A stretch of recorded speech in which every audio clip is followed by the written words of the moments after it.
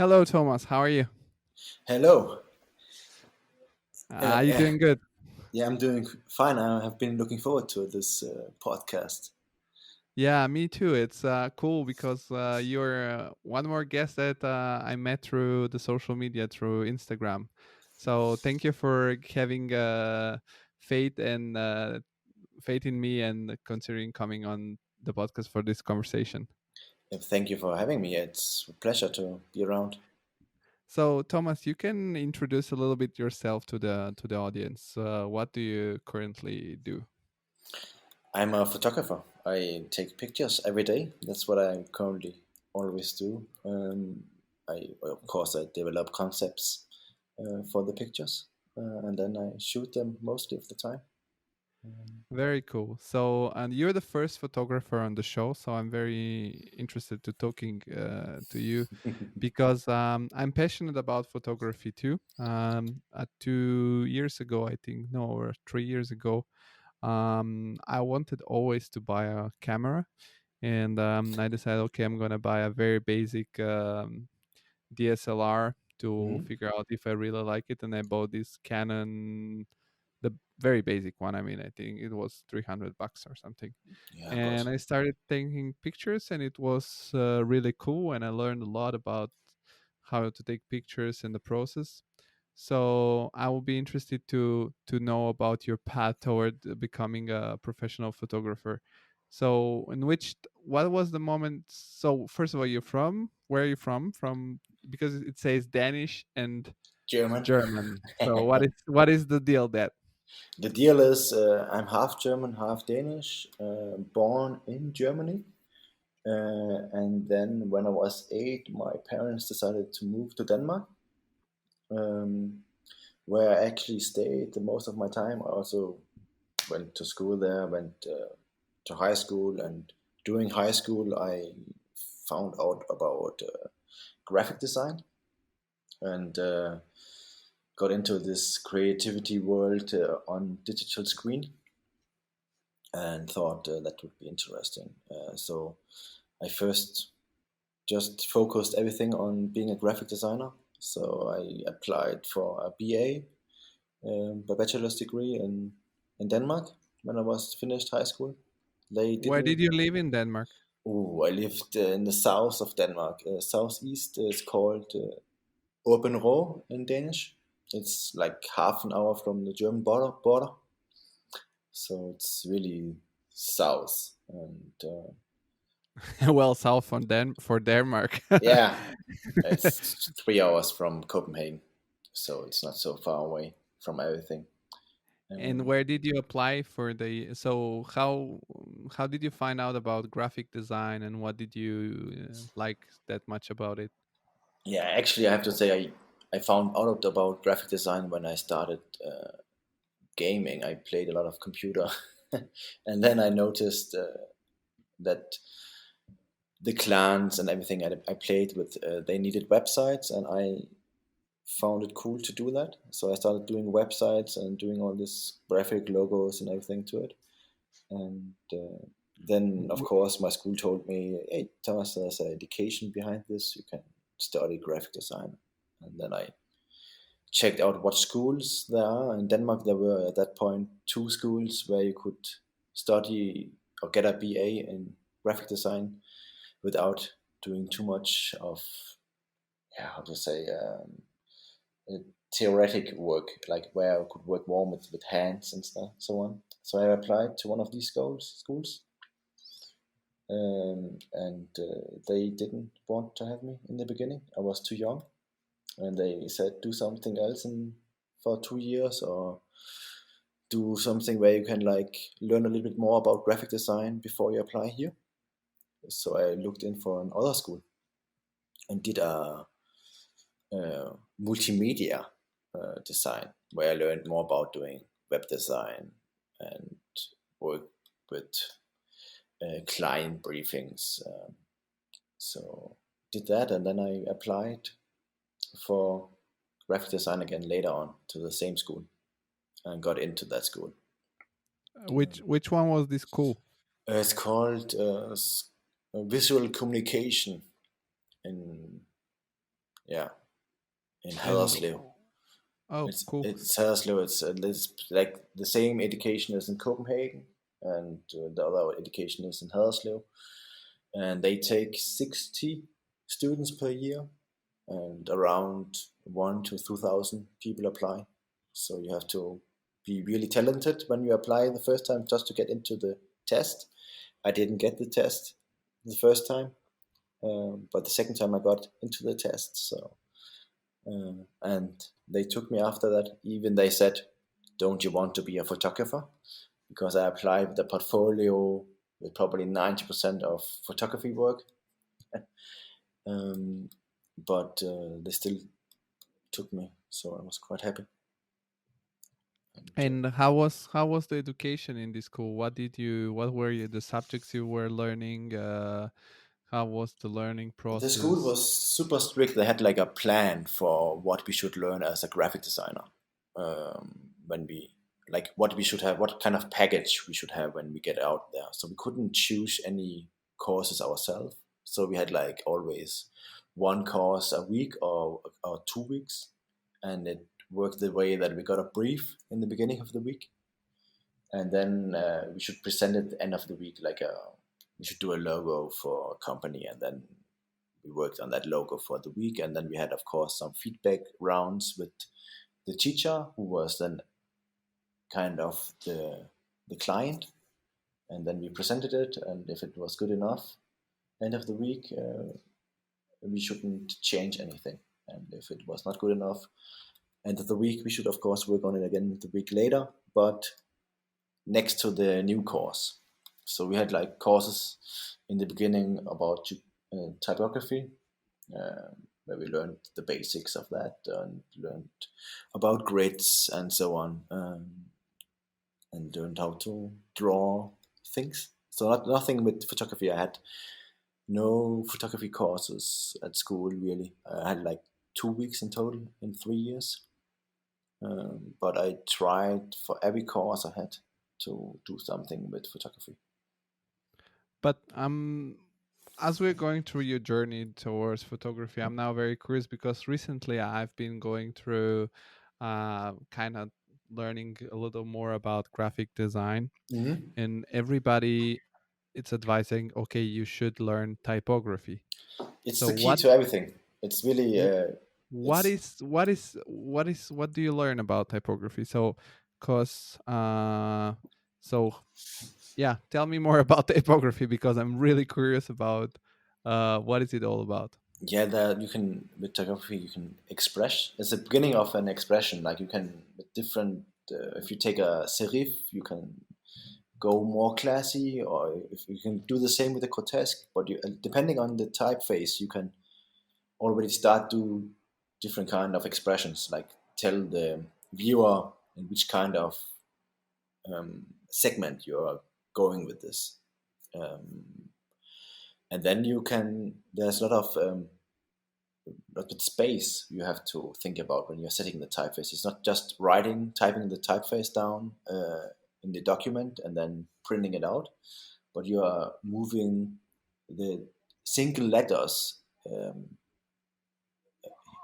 to the right or to the left to get less or more space in the single words, so they fit perfectly. For example, just a number one is always too far to the right. You always have to move it more to the left when you are setting numbers. Just a But small. for example, because you said they were very strict in your school and they had a plan for you.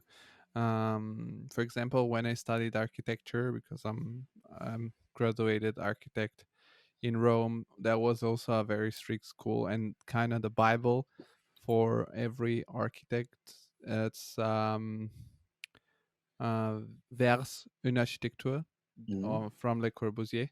So everybody needs to read that book because it's like that was the precursor of the modern architecture. So if you read that book, basically Le Corbusier was the first guy that developed architecture as we know it today. And is there like some books that you needed to read which were like Bibles that everybody should read? Yeah, we had a couple of books we should read, or definitely have looked into. They didn't check if we had read this chapter or that chapter, of course, but it was always checked in the different courses. Like you could look up in the book and then you could use it. I didn't read everything in the books. I have to be honest with you. I actually So, one of the books I've completely read when I was completely done with graphic design. When I started doing photography, I read it for the first time completely and had a different view.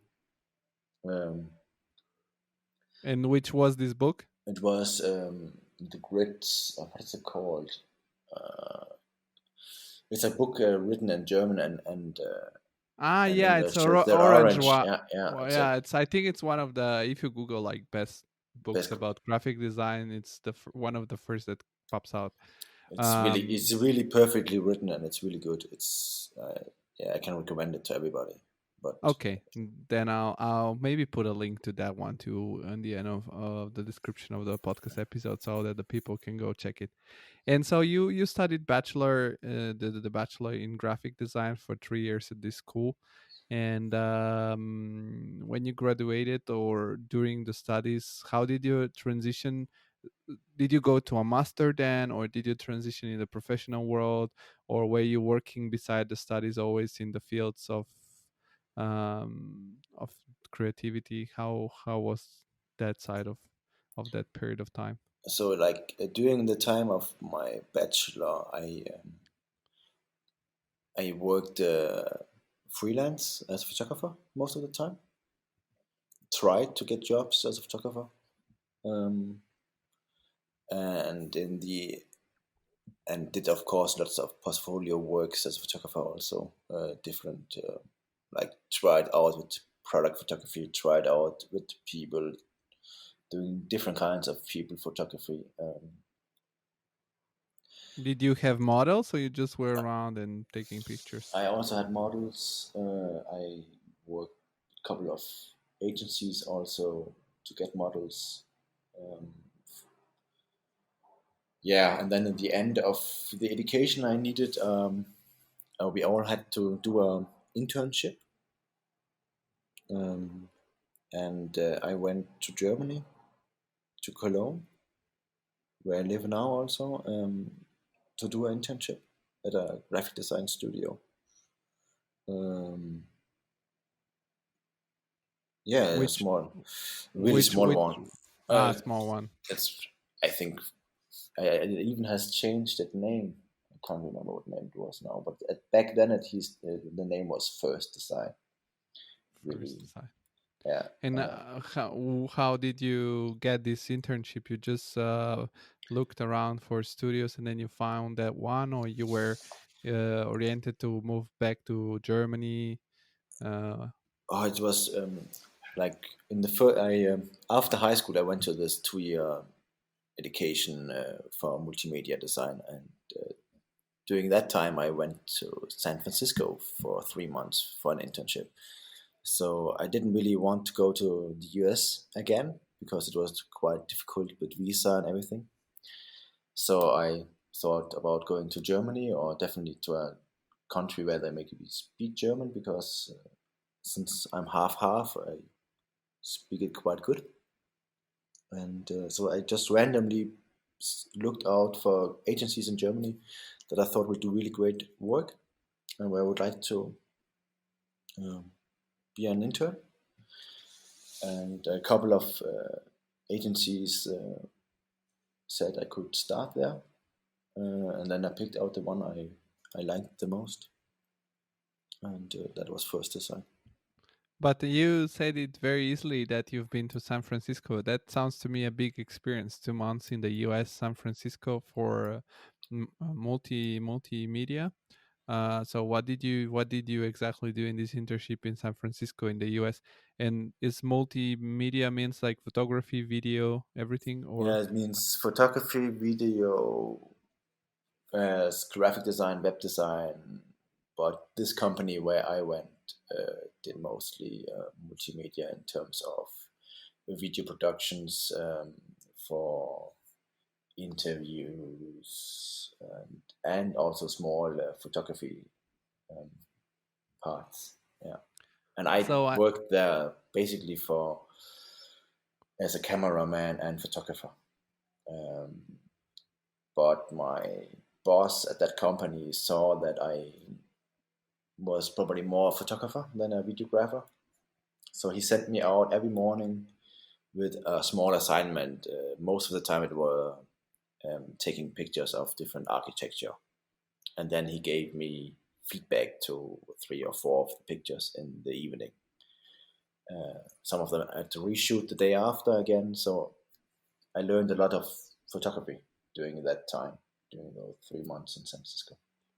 so that was your basic education in photography. But you said he said that you're more a photographer than a video maker. Yeah, So what is the big difference there? Because to me the photography, it's just a frame of a video. I mean, I'm just simplifying here, but of course, I'm just curious to understand more the difference between still and motion image you while already filming. you already said the difference. It's still is the photography is still. It's not moving. Of course, there are things in the frame moving when you shoot it, maybe, but when it's shot, it's not moving. It's still. And video is motion. There's movement with camera. What you can feel when you watch it. There's movement um, from the people maybe walking in the frame or the things moving, and you tell the story not only often with only with one clip, but you have more clips you cut together to a single small movie maybe. uh, and and photography is just one frame. You make one frame and you have And it. And It's did you do those architecture pictures just for the matter of learning, or the company you were interning at back then needed those photographies for some jobs or I that was only for learning purpose. um, he sent me out for shooting people some days, and some other days capturing shadows, capturing, yeah, buildings, glasses, checking out reflections, capturing people in motion, like capturing them with the camera and as still, but so you see that they move. He gave me different assignments where I could work on and I could learn from. Um, and it was super helpful. It was, I think I got a really good foundation of um, learning how to work with the camera, because I had no education in taking pictures. I just shortly before I went to this internship, I bought a camera to play around with and to just to help me work with graphic design. At that time, I was doing a lot of things with grunge and textures in my design, so I needed this camera just to capture textures to work with. Um, so I had no intention in being a photographer at that moment, but when he like introduced me to all this, what I could do, I slowly grow more and more into this photographer role. Um, yeah, it and was. when you came back from the US and you carried on with your studies, you were doing that on the side and developing your skills. You said you were working as a freelance. What kind of, during your studies, of course, what kind of jobs did you get as a freelancer? Because I know that a lot of photographers start with also, for example, I know it's very basic to start, it's weddings, because everybody want a photographer on a wedding, and then you have this gig for usually also on the weekends, which is also helpful, and then you get good money for what I know. Yeah, So I what kind actually, of jobs did you do? like when I came back from the US, a good friend of mine who also took pictures on the school, like he was um, a bit further in photography than I was. He was taking a lot of pictures of models and so on. And he introduced me to more to pictures with studio lighting. So I bought some small flash heads to play around with, to test with studio lighting. And so I started taking portraits of friends, and then I got into taking pictures of models with the agencies. And so the assignments I got in the beginning for freelance were based most of the time actually architecture, because I had a huge portfolio of architecture pictures from San Francisco. So people saw these photos, and so I worked with real estate agencies to take pictures for their advertisements. It was But quite. did you need? So I guess you were doing. Did you do interiors or did you do exteriors? It was And exteriors at that point of time. Most of the time, exteriors. I think I can say in numbers it was probably 2 interior projects I did at that time, And and when and you, the yeah, yeah, and the and rest was just exterior. But so what back then? What kind of gear did you started with? You were already, I guess, digital, right? I was digital already. I started out with a Nikon D700, and I got a lens. It was a 17 millimeter to 55 2.8, and I got a 50 millimeter lens. Yeah, that was like my starting kit. And then during my time in San Francisco, I got the 70 to 200 millimeter for portraits. It should be quite good. So I use that a lot for portraits and people, street A- photography. And did you start with a full frame camera or Yeah, was it yeah. The cross? D700 is a full frame, um, but it was not my completely first. The first was 80 D80 from Nikon, but I had that only for a few months because when I was in San Francisco, I bought all this full frame equipment. How much was this initial investment for you? I mean, I know that back then and now it's not very comparable, but I mean that if somebody wants to start now with a full frame camera and going to learn more, I think it will be very similar compared. Yeah, I would never start with a full frame. I think it's too much money to start out with because you don't need to buy all this expensive equipment. I also bought a lot of equipment 2 times in the beginning because I bought the wrong things. Um, so I But would not recommend. But how much money was it? I don't know. 5,000 to 6,000 euros probably I spent in the beginning, and that that's was quite good that amount. it was too much. I would say, like So, looking back, just to learn, um, because you make mistakes also in the beginning. Then you don't have this protection. You don't have a. In the beginning, I didn't have these what are they called? No, I don't know. I didn't. I had like protection filters in the beginning, but then I took them off, and then of course I got scratches to the lenses, so I had to buy them later again. Um, didn't have any insurance for my camera, stuff like that. Um, but but what would you suggest to the people that are starting? So let's say take a basic camera and then concentrate on couple of different lens to have with yeah, them. buy a Yeah. not too expensive body, but invest the money in good lenses instead. Okay, Um, that's already a good advice, I think.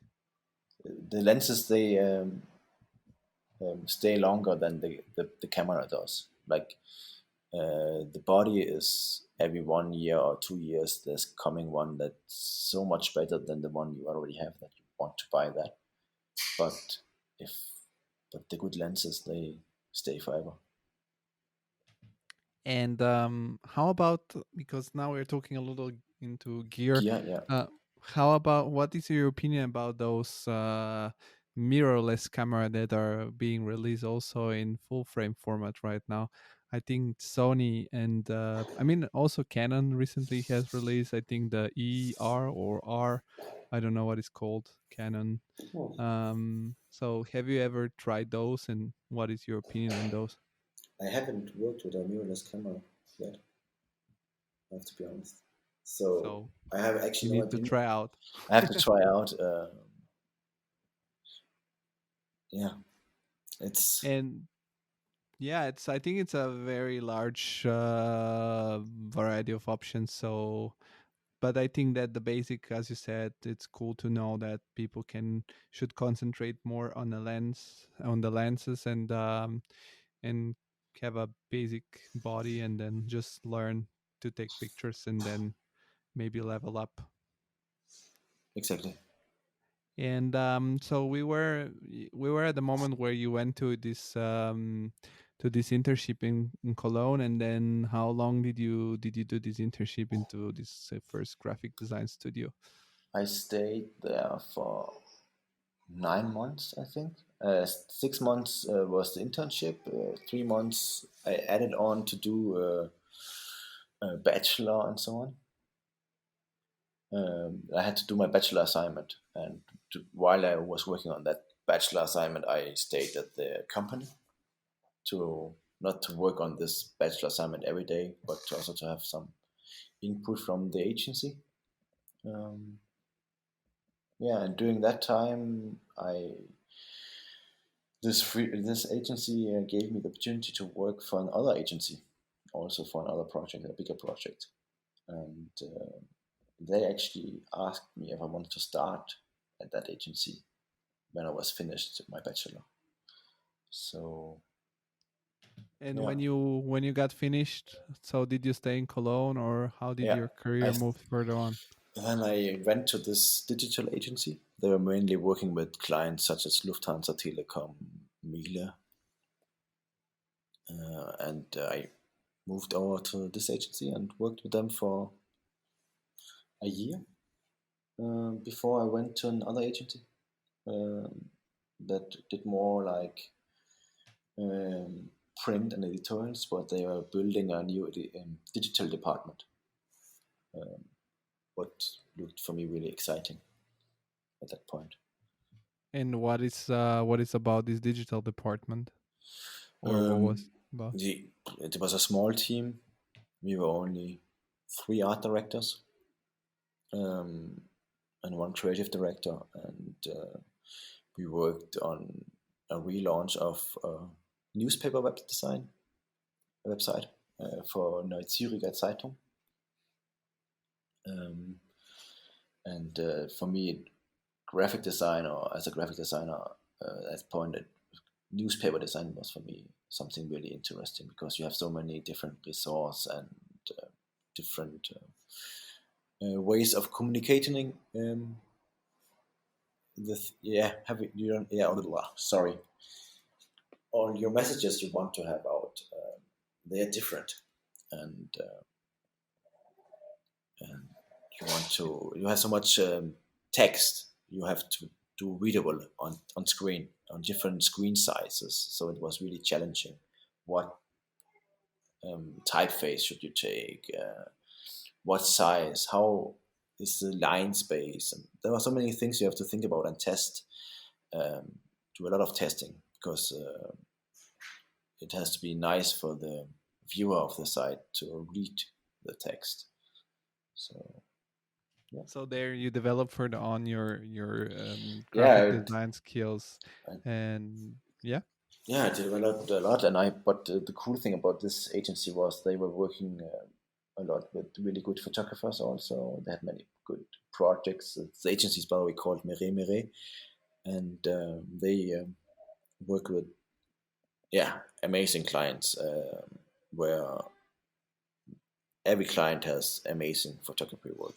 So I saw a lot of really cool interior photography, really cool product photography, and during that time I was there for 2 years. I got more and more hooked on getting back to taking pictures because I only did a few small projects next to the time when I was in the agency because when you work a full-time job, you don't have so much time to spent on photography, or things you want to do. Yeah, of course, because also creative field is never a 9 to 5 job. You have always deadlines, and I think you need to do extra hours. So Yeah, that's also a little exhausting. that comes to And it. so you got fascinated by the photographers which were working with your agency, and kept working in that direction to go back to photography. So how did you transition back to photography in being a graphic designer, let's say? I decided I wanted to go freelance. Um, so I quitted my job at my agency and started out as a freelance graphic designer and photographer. So I made my website with a lot of graphic design work I've done at the agency and in the past, and some of my architecture photos I had done before I started working. And then I started to look out for getting new projects. And I But worked. did I you did have any clients before you quit, or no. you go just okay, I'm gonna quit? And I how did you very. manage quitting? I was a bit naive. I thought it would be easy, so I just quitted my job and built my website. And uh, the company was so nice that they let me out a bit earlier than in my contract, so I could work on my things still with my payment. Um, so I had like a little finance background um, to keep on working on my portfolio and start applying for jobs. Um, and quite fast after I was officially out of the company, I actually got the first assignments um, from people from the agency who recommended me to friends who are looking for graphic design work. Oh, And okay. So they were nice enough to send you some clients, let's say. yeah, it was like, but it was friends of who I had been working with, so it was like employees of other agencies and also from that agency who had connections to other people who needed graphic design work. So it was Okay. not the agency who recommended anything. It was just S- So what was your first assignment? first assignment was graphic design for a gallery, art gallery in Berlin. Did the website, and I managed also to take pictures for that gallery, which was nice. It was a really cool project working on. Um, the gallery is sadly not around anymore. Um, so yeah, and then from there I got another assignment. She recommended me to new clients. They recommended me to other clients. And during that time, I of course connected me with old colleagues and agencies I've been working at, and they recommended me to other clients, and so on. I got more and more jobs. Then some friends of me who I only went to watch soccer with, they started an interior design studio called Gaddesmeyer Kron, and I started out working for them, like taking pictures of their products. Then I started taking pictures of their kitchens, and from there, of course, more and more jobs came in, and then I Yeah, wrote. that's like this waterfall effect. When you get done one job and you have done it in a good way, the client is probably happy, and then it's tending to suggest you to other people. Yeah, it's a Uh, lot like that. Like, yeah, it's most of the time. Like, when one job is good, they often recommend me to a new client. If you are lucky, the old client has more work to do for him, so your portfolios keep on growing. And what would be for you the strongest points about because you said you get into also product photography, and usually I think you cannot achieve that results I can see, for example, on your website with only natural lighting, right? So you needed also to get more into lighting, or Yeah. am I wrong? Um, I knew a bit of lightning, of course, during like when I studied graphic design. I took these pictures with the flash heads, so I had a little bit of knowledge about that, and I had learned a little bit in San Francisco also how to set light. So I knew a bit, but I of course I had needed to buy some gear. I needed to buy some lightning, so I bought some cheap lights. Um, I think it was I bought three lights with some different kind of um, lighting shapers like soft boxes and stuff, reflectors and so on. And I spent I put it a really low budget, not so much like I learned from my first mistakes, so I spent like 2,500 euro or something just for some stands and the lights for three lights and some light shapers, and started out working on my portfolio. Like for example, my first project of product photography, I did it for free because I wanted it to my portfolio and I wanted to have creative control. And this young interior product design company couldn't afford to to hire a real photographer, so it was a win-win situation. And they, Yeah. of course, recommended me to other product designers, and I started keep on going with working with product designers, and so on. I got into companies to work with real product design companies. And did you also did any architecture photography, or that's now not on the table currently?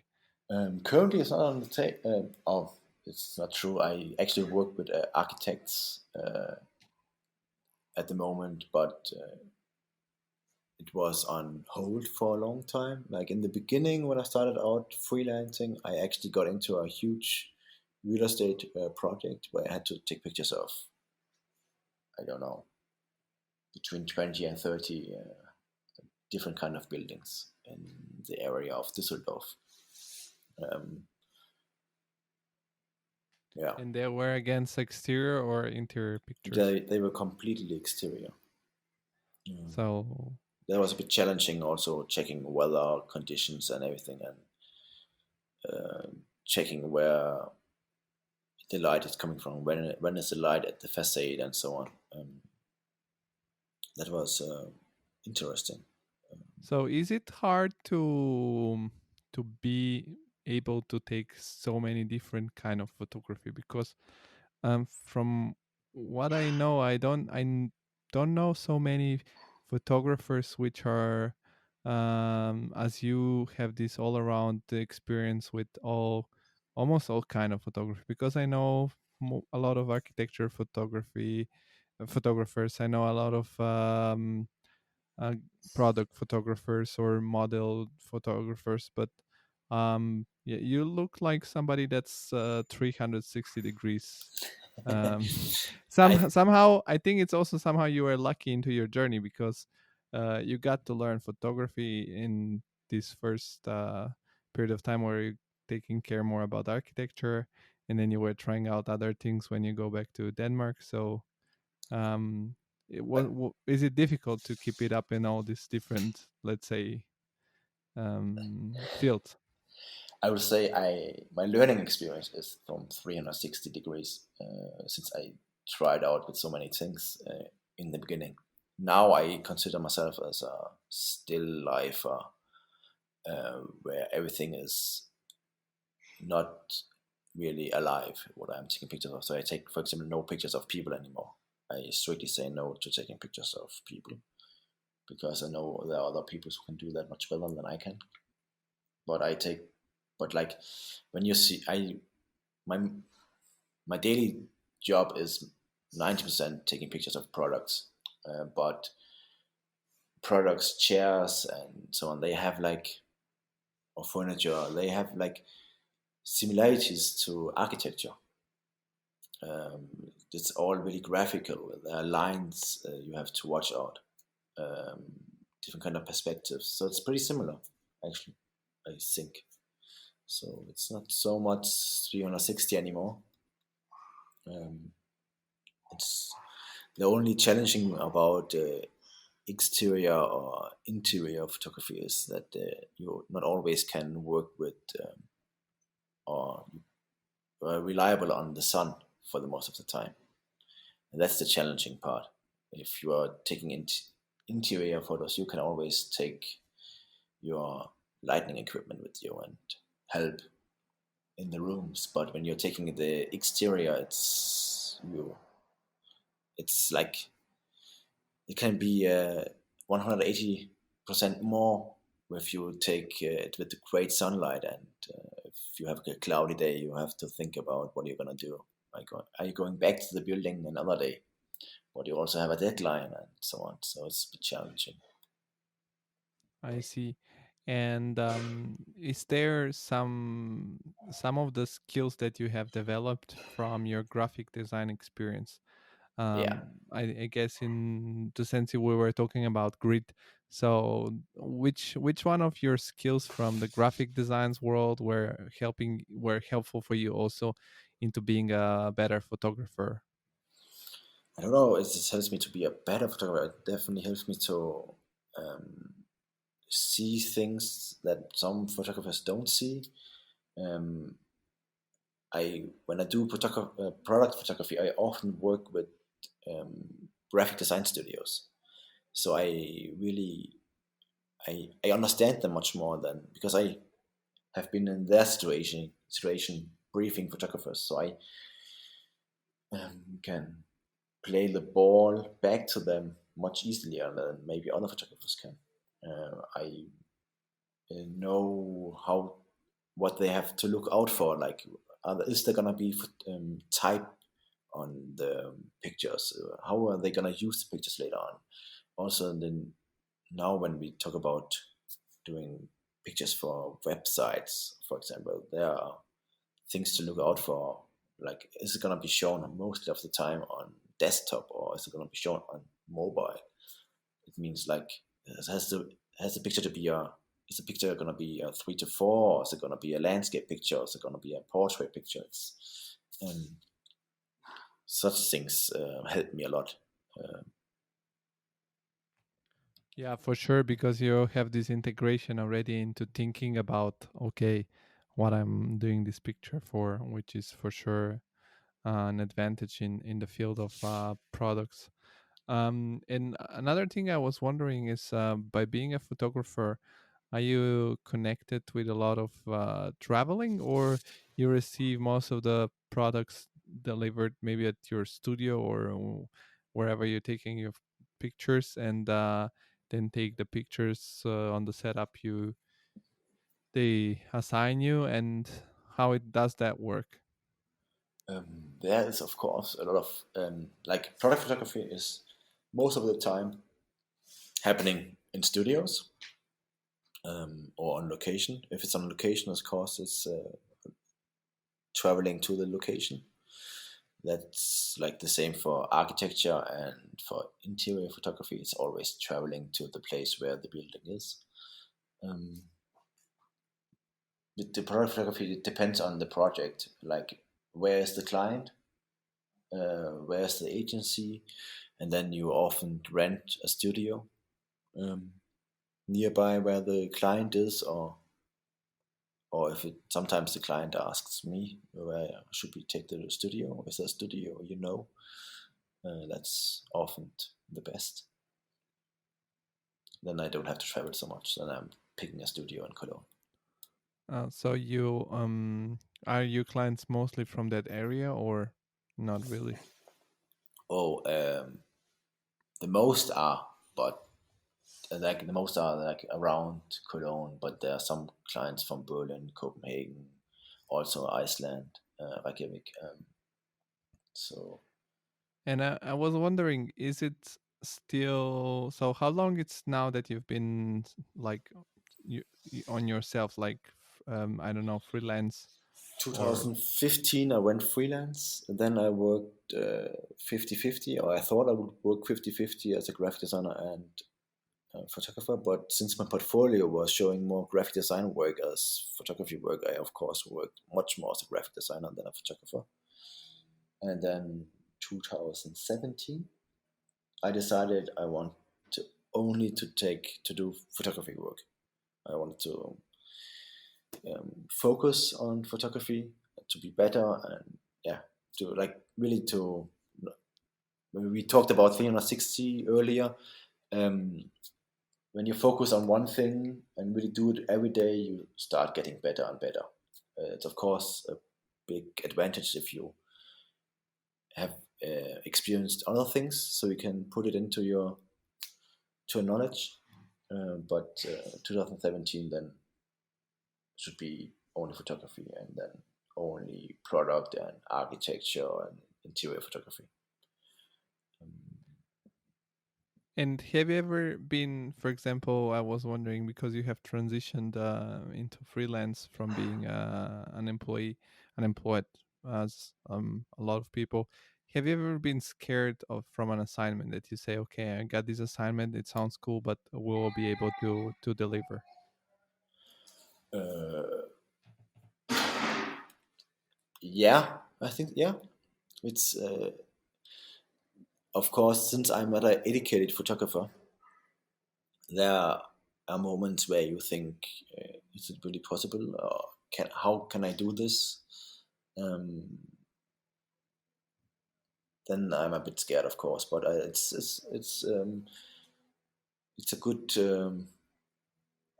sign. It means I'm not completely crazy all the time about just thinking I can do everything.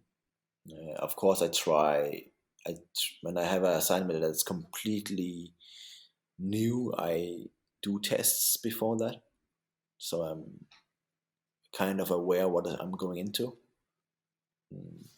But most of the time, I get assignments where the client says, "We have seen this, and we would like you to do this again or a similar way." And then it's of course you're always a bit not nervous, but you are. It's exciting to get into a new job, even you have done it before, because there's always something a bit different than the last time. And you always want to do it a bit different than the last time because you want to have your portfolio developing also, because it doesn't make sense to have 20 pictures that look the same. And how has this whole process worked out the last few months when we were into this? Well, here in Germany it was, I don't know, never fully locked down, but I think you were also in the basically in the epicenter of the whole COVID situation in Germany because Cologne was, I think, the first areas in Germany which was heavily hit by the pandemic. Yeah, it was strange. I like when the lockdown came, 3 days the phone called. The phone ringed as much as it's never done before, and every time I picked it up, I got a cancellation for a job. So like all my jobs got cancelled until end of August, which was pretty scary because, of course, I've been lucky that the last years have been saving a little bit, putting aside in case there should come some months that are bad. Every year there are some months where you have nothing to do. But this year looked in the beginning really good, and then Corona came, so it was really really scary. Also, since I just moved into a bigger apartment right before the lockdown, with more rent to give out.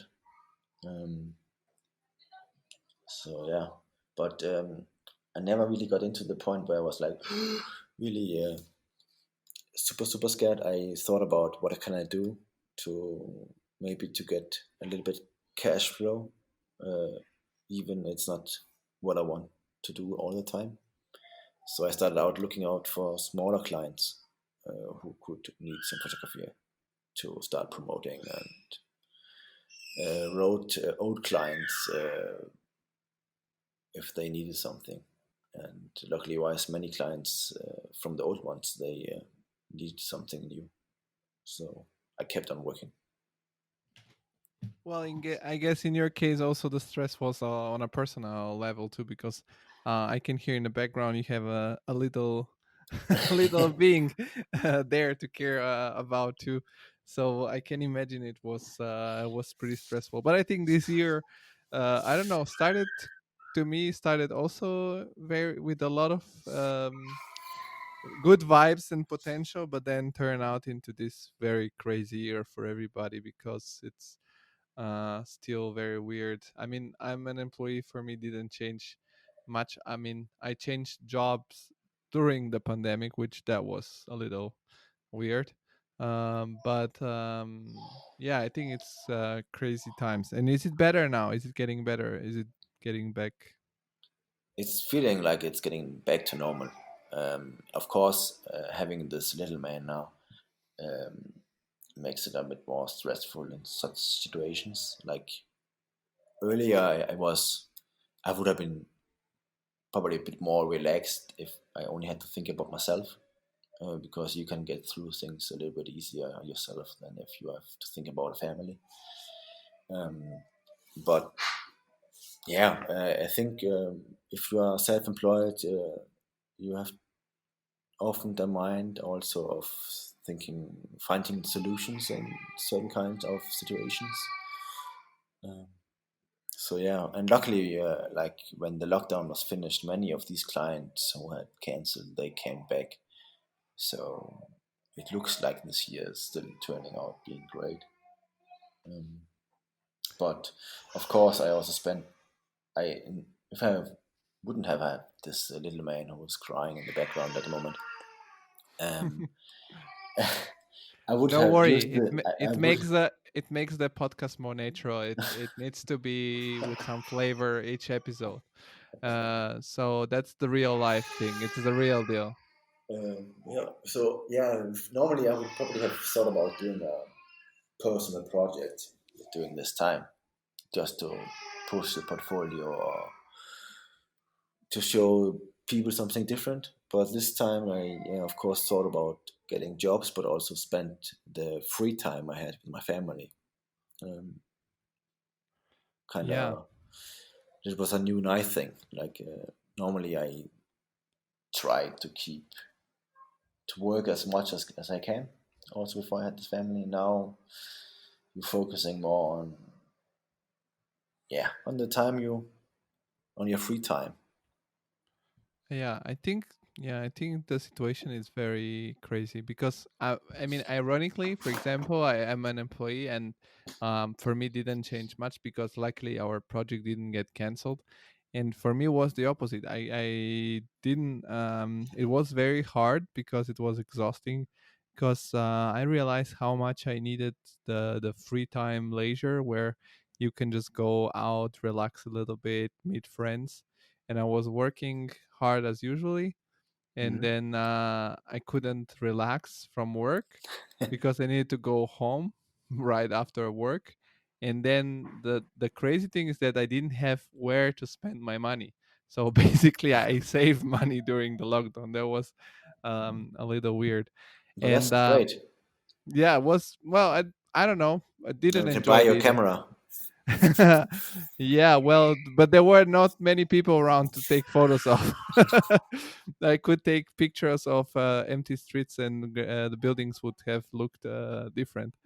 And I was now wondering also because how much of your photography it's like completely as you take it out of the camera, and how much is involved also post production, like Photoshop and whatever editing you do afterwards. Um, every photo has a bit of editing. Some pictures more, some less. But yeah, every photo gets touched. If it's only a little bit of contrast and situation, but like in product photography, there's often also involved, and I'm taking pictures of products before they are getting produced. So I often take pictures of prototypes also. So that means there's a lot of post production going on. And Scratches. which softwares do you use to edit your pictures? So Photo. I shoot everything always directly to the computer. So I shoot to phase one. It's called tethered capturing. I'm just so I can see like on a live view what I'm shooting also, and I can release the shutter from the computer. So it's going direct to the computer already from the beginning. I can see it on a big screen. I can test small gradings or adjustments doing I'm shooting. And then when I'm done, I go through all the pictures, select them, and then I make a rough editing and capture on with contrast and here and there with sharpness or check the brightness, and then I export them everything to Photoshop. And there I do the last of editing. I clean them. I remove the scratches, screws, uh, straighten up all lines if there are some lines tilting in the wrong direction, clean dust from walls, clean windows. Yeah, everything what you can think of. How long does it take this process? Or it's, I mean, of course it's every time different, but what is an average of this part? Or like I can say like product photography. If you take single product photography, is around half an hour to 2 hours. Most of the time, it's around 1 hour for one photo post production. Uh, Interior exterior is often around half an hour. And I was wondering, well, because you were talking about time, I mean, the taking pictures, it can take a lot because you need to get to the location eventually or set up the studio. And then takes, how many pictures do you take per project in average to be sure that you have enough material that the client will like? Or it's always Or different? it's always different. It depends on the project. Uh, But what we're talking about, hundreds of pictures or maybe 50, I don't know, or maybe less, or uh, it's always more than 100. always more than 100. Yeah, So it, it's like if it's less than 100, it's like then I'm okay. There are clients, definitely clients that I take maybe only 150 photos or something because I know exactly what they want. I've been doing it for many times, and then they don't need many different views, so they often only get like one view because I've done it so many times that they know I know what they want, and they are happy with what I do. Um, but there are also clients where I do like 2 to 3 different kind of views of one product, and they select one in the end. Um, it and always do you edit all of those 100 pictures? no, no. I only edit a little bit on the ones I send out to the client to do the pre-selection, and then they select, and then I edit the selected pictures. So in the end, I only edit like Yeah. between 5 and 15 pictures.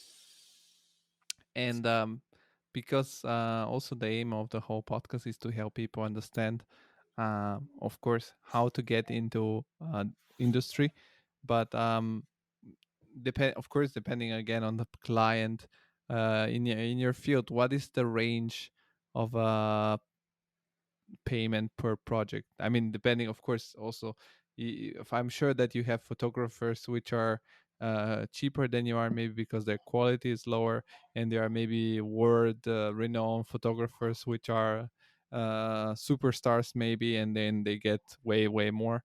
But what could be the range for Or you? it's difficult because it's the range is so different because depending on if you're shooting an interior or an exterior, the rates are different. Are you No, shooting let's say interior for product photography, something like this.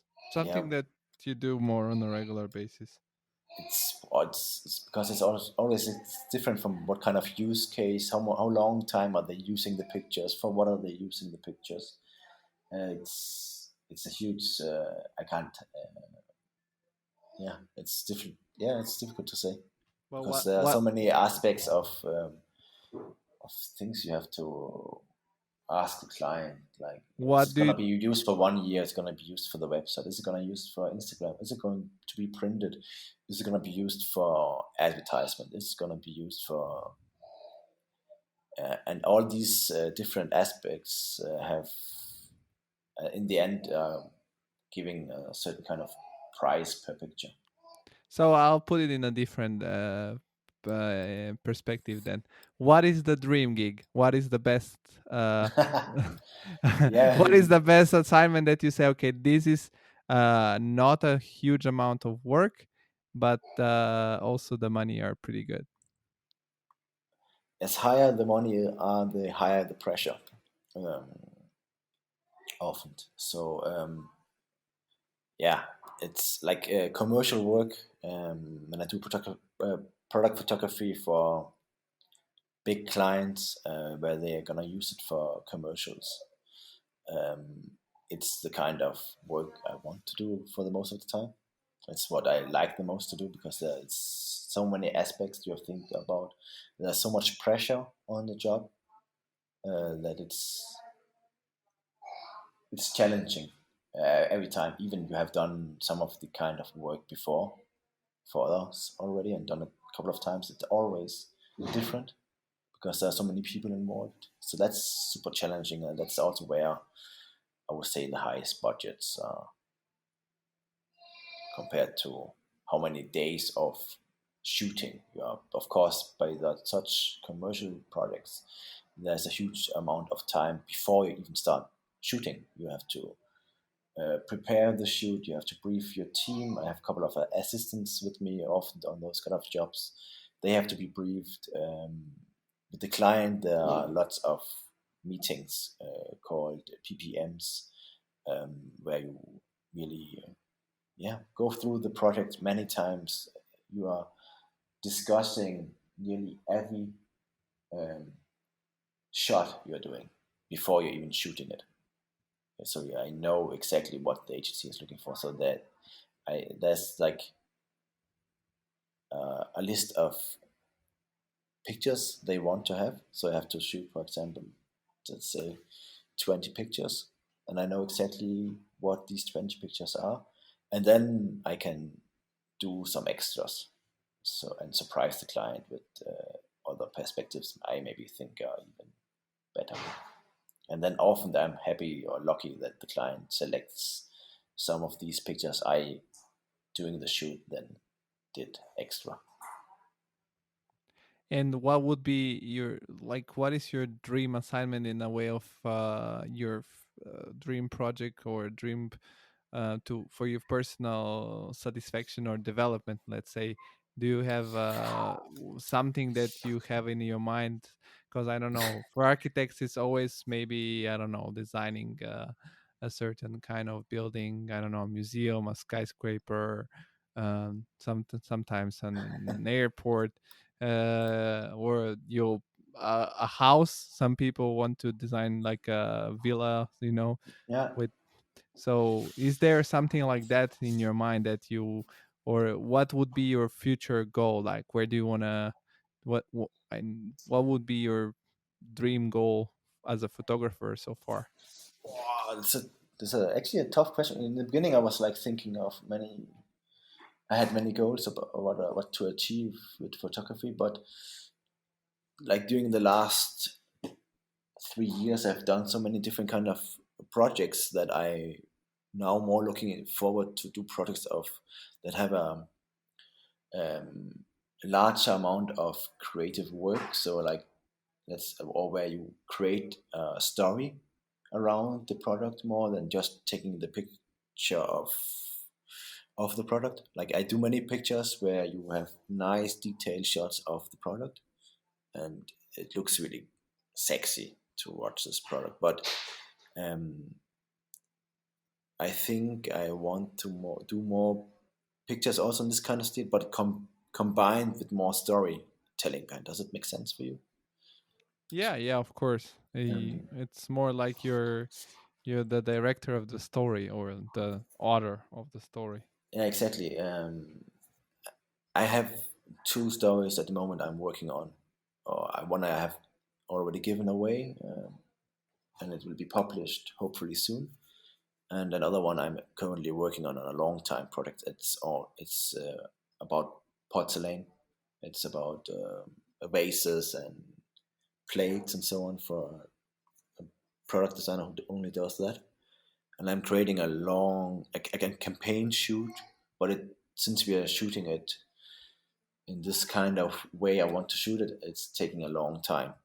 It will take like I think half a year till it's done because I have to travel to locations to shoot it, and I have to shoot it with natural lighting, or I want to shoot it with natural lighting, and that makes it difficult. So it means like I am spending 2 or 3 days just at one location to get two shots. Um, And so they are.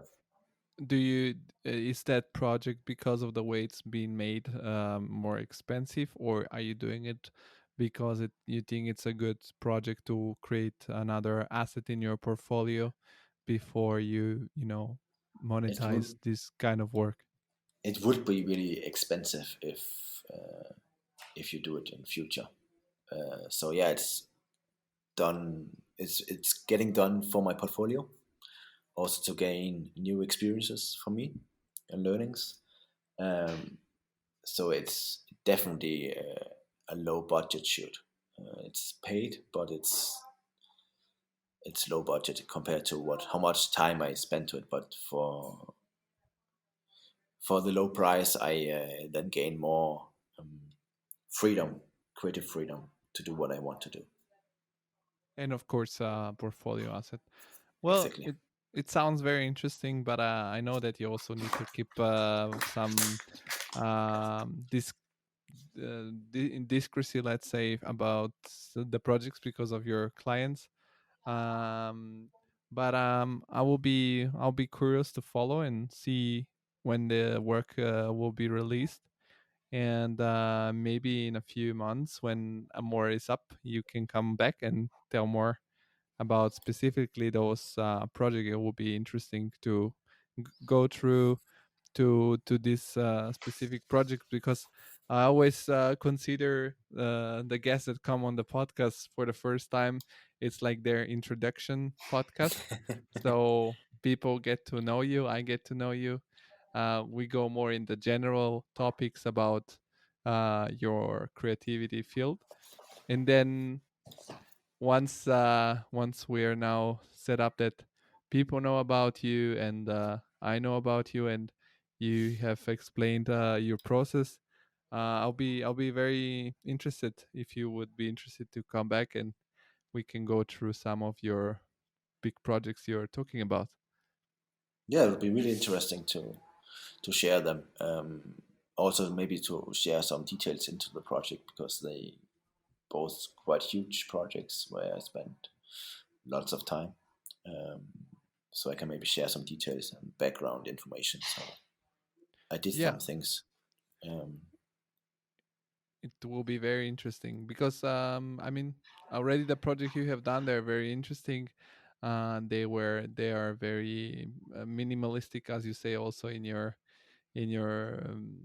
description about yourself. But very very nice photography. And I think from this talk, people can learn a lot about some inside information about how to get into the field, because it's always very hard when you are starting out and you have no connections or nobody to guide you. So I think this was very helpful information for the people. yeah, the key is actually also to do while you are not working for clients is to keep on working on your portfolio.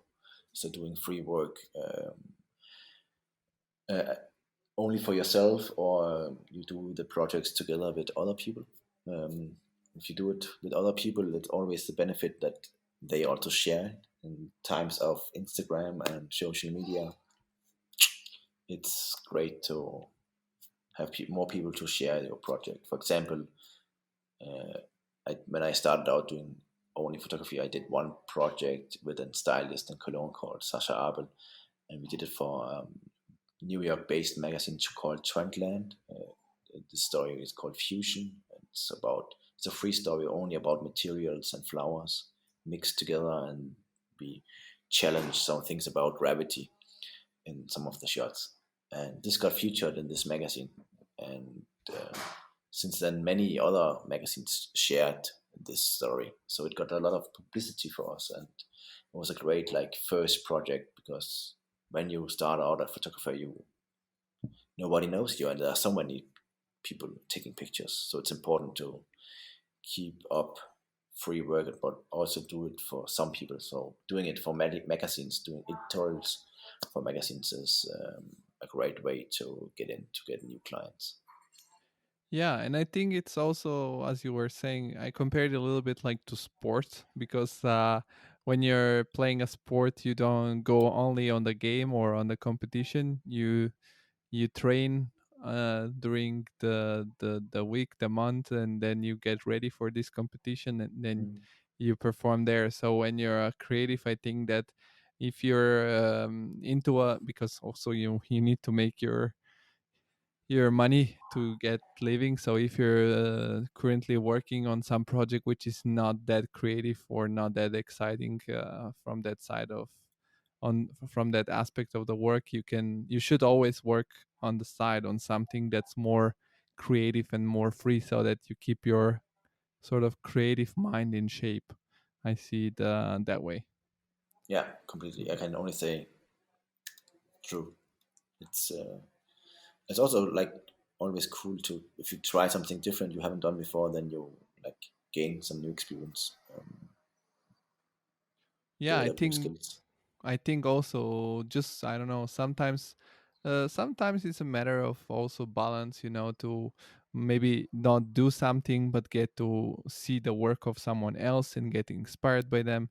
And also, when, as you were sharing, if you go do pictures, take pictures with a friend, or uh, post the pictures on social media, it's, for me, it's interesting because you can get some feedback from people. Some feedback will be negative, some feedback will be positive. You need to take the best out of it and keep working on what it's your idea. I mean, I see social media as a, especially in visual kind of art, which is photography or whatever. Whatever it's visual, then it's good to post and um, f- get seek for feedback from people of your field. Yeah, feedback is it's important, also, but Oh, okay, Thomas. So yeah. I'm very thankful that you joined me for this conversation. Although your weekend was fully packed, and as we have heard, Thank you. you have real deal business on the weekend too to do at home. Um, I want to give you some spot to shout out again. Where can people find more about you and see more about your pictures and about your work? Um, yeah. Yeah, they can find me on Instagram, Thomas Wiuf, or my website, thomaswiuf.dk. So you kept it DK because it's more Danish. You want it to be more northern. Yeah, but when I made my website, I was living in Denmark. Okay. So I I always had, like, from the beginning, many domains, and Thomas Wiuf I bought really early, so yeah, very cool. keep Well, going. I'll add links to the description of the podcast. So for the people who are listening in the different on the different platforms, you can just click below, and then you'll the Instagram page and the website of Thomas will pop up. And also, if you enjoy this show and if you enjoy having more and more creative minds sharing their experience, remember also to support the podcast by following the social media which are also at TCI Podcast on Instagram and the Creative Insider pages on Facebook and LinkedIn. So thank you one more time, Thomas, and bye. Have You're a good welcome. weekend. Bye bye. Bye bye.